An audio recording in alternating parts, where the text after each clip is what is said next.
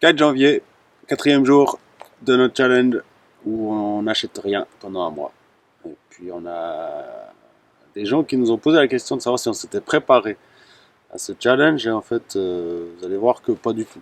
En fait on n'a pas du jour au lendemain on a décidé on s'est dit bah tiens on va rien acheter au mois de janvier.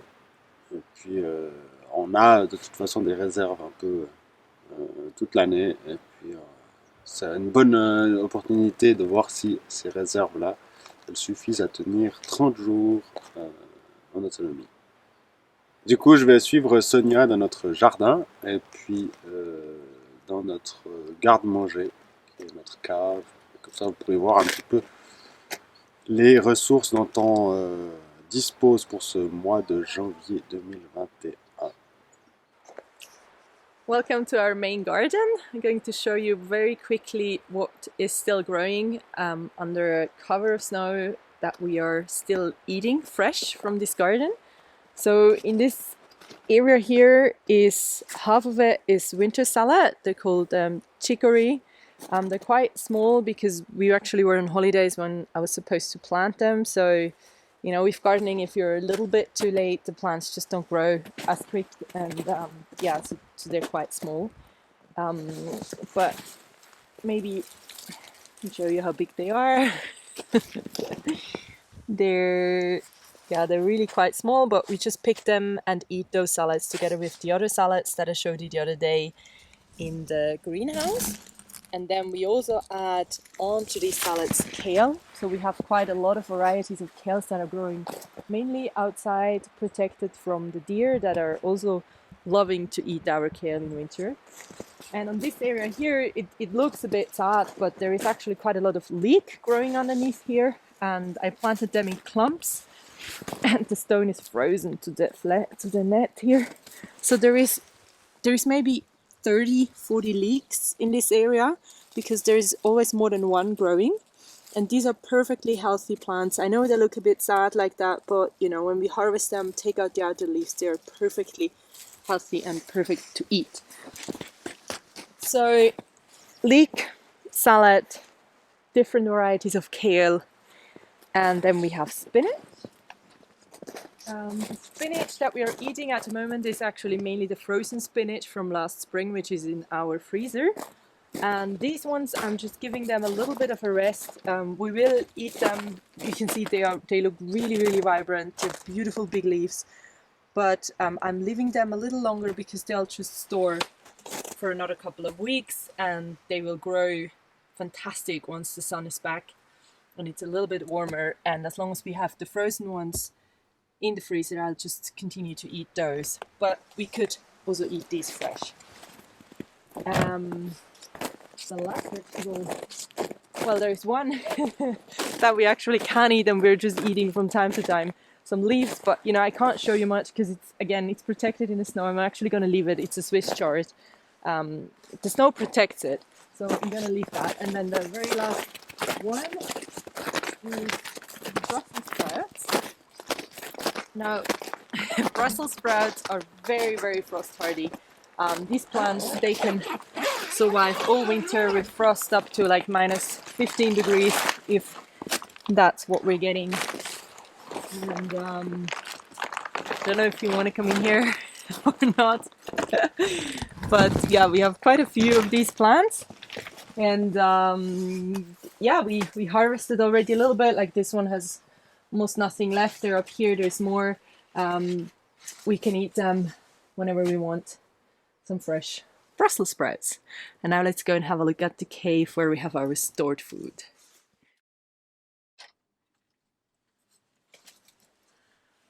So you've seen our fresh green vegetables, and here we are in our very small and not very high cave. I just about managed to stand, where we have our stored food, and there is a kombucha which is growing, which we can use as vinegar.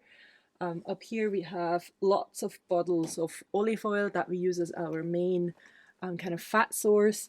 There is a range of jams and like pine shoot honeys that we made. Some of them are gifts, so I didn't do everything on my own. Then we have some tamari, we have some canned tomatoes that we bought. This is apple puree that we did ourselves last year with apples from a neighbor's tree who weren't used. Behind is some sesame seeds that Lois brought home from Africa, I think more than a year ago. Then we have something very unusual, which is cookies. We happened to come across the factory and bought some cookies. That's something that we usually don't have, but we have it now, so yay. And what you see here is all different type of cereal drinks. We tend to order in big bulks food. We do it for the whole village, actually. We organize an order from this company in Zurich that does organic cereal drinks, really high quality, so we have a lot. So this will probably last us till summer. At the very bottom, I have another vinegar going. This is a red wine vinegar with, which is a natural fermentation. We just pour leftover red wine from ourselves, from neighbors, and I also have some old bottles that we got from a neighbor, so that gives us perfect vinegar. And then I have some more canned food. There is mushrooms, there is beetroot from a neighbor as well who gave it to us. We have some olives. These are actually green tomatoes from last year. There's just a variety of foods that are more in the area of pickles. Then here is our tiny little freezer. In the freezer we have mainly vegetables from summer. So there's spinach, Swiss chard, there's some fennel, I have some apple puree in there. I also have some avocado that I bought, some vegan butter. There is some, what's that? Like tofu, and that's pretty much it. But it's mainly our greens that we froze. We have some more olive oil, some coconut sugar. This is fish food from the neighbor for the neighbor who is not here. We are very low in fruit at the moment. I actually said to Lois this morning that the thing that we're probably going to run out of is fruit. We only have, how much do we have left? Like 7 oranges and like 10 apples. So we might have to eat all our apple puree to get enough fruit. Okay, and what we have up here, last year we had a problem with mice, so we actually cannot put the food in here without any protection. This year I think we fixed the hole, but we still leave it in these empty tin jars. So we have a range of pasta. This one is a pancake, vegan pancake mix, and that for me is a really fancy product that I usually wouldn't buy. I had many more of them and I gave loads away for friends because these, as you can see, they're a bit bloated, and I got them for free because they were no longer good for sale. We have quinoa. This is a cereal, coffee, breakfast puffs, rice, lentils, chickpeas, beans, soybeans. It's just like your basic, I think, stable food, and that's all in here.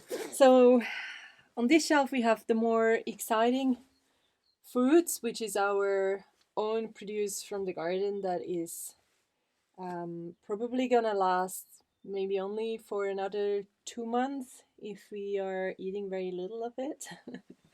We have a bag of our potatoes.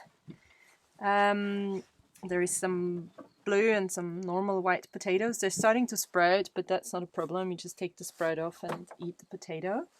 We have a bag of beetroot. There is not that many left. We have a few beetroot actually in the garden as well underneath the snow, which I didn't show you, but we can eat them. And we have a bag of carrots. So there is some white, yellow, and orange carrots. I'm not sure you can see that. That we just store like this in the sand. And I'm actually going to take a bucket of food with us. I think that can last us maybe for 3 to 4 days. You have seen in our videos that we have a dog and a cat. And I'm always buying dog and cat food in big quantities. So in this bucket here, I have another 15 kilos of dried dog food for my dog. So that lasts her for about a month, and I have some more upstairs, so we have enough for the dog as well. And the cat also has a couple of kilos of dried food. I'm always ordering in bulk, so we always have enough for a couple of months for both of them.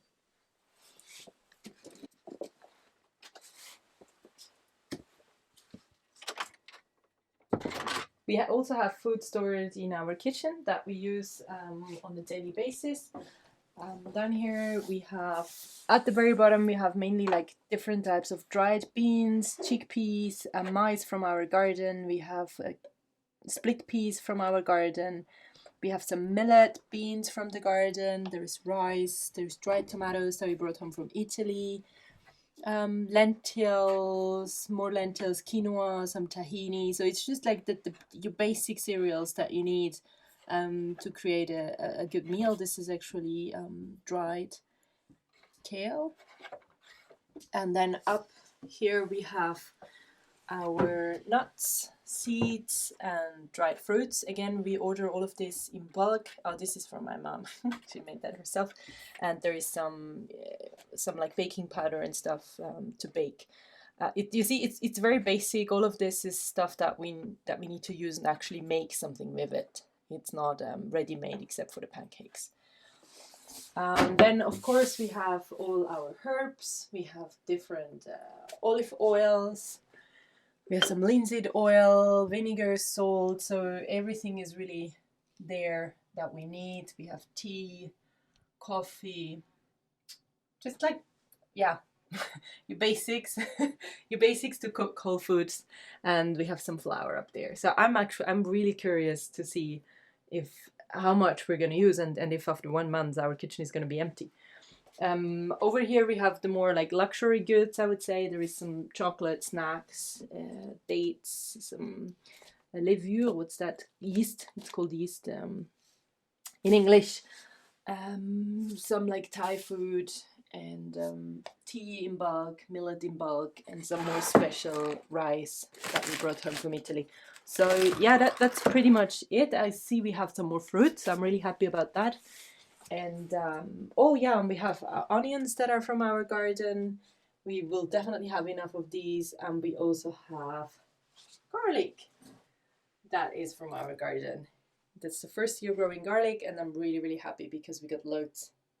And it's very, very tasty. I think that's it. That's everything that we need in terms of food. So I hope you enjoyed this tour. And don't worry, we won't starve.